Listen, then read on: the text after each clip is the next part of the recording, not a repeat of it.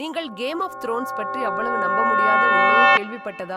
இந்த தொடர் படத்தில் ஒவ்வொரு கதாபாத்திரமும் மிக முக்கியமானது. சரி, நாம் தொடங்கலாம். கேம் ஆஃப் த்ரோன்ஸ் என்பது ஜார்ஜ் ஆர் மார்ட்டின் எழுதிய A Song of Ice and Fire என்ற நாவலின் அடிப்படையில் உருவாக்கப்பட்டது.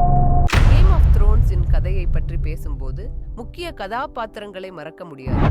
John Snow, Daenerys Targaryen, Arya Stark என பலர். இந்த தொடர் படத்தில சாம்ராஜ்யம், அதிகாரம் மற்றும் போராட்டம் பற்றிய கதை மிக சுவாரஸ்யமாக உள்ளது.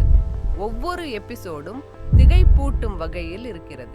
மேலும் இந்த படத்தில் வரும் காட்சிகள் மிக அழகாகவும் உணர்ச்சிகரமாகவும் இருக்கும். எங்கள் மனதில் நீங்காத பல காட்சிகள் உள்ளன. இப்போது நாம் கேம் ஆஃப் த்ரோன்ஸின் முடிவு பற்றி பேசுவோம். இது பல ரசிகர்களுக்கு எதிர்பாராத திருப்பமாக இருந்தது. சிலர் அதில் மகிழ்ச்சி அடைந்தனர், சிலர் அதிர்ச்சி அடைந்தனர்.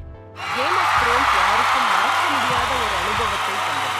இது போன்ற ஒரு தொடர் படத்தை மீண்டும் காண முடியாது என்று நிச்சயமாக கூறலாம். சரி, இது கேம் ஆஃப் த்ரோன்ஸ் பற்றிய எங்கள் விமர்சனம்.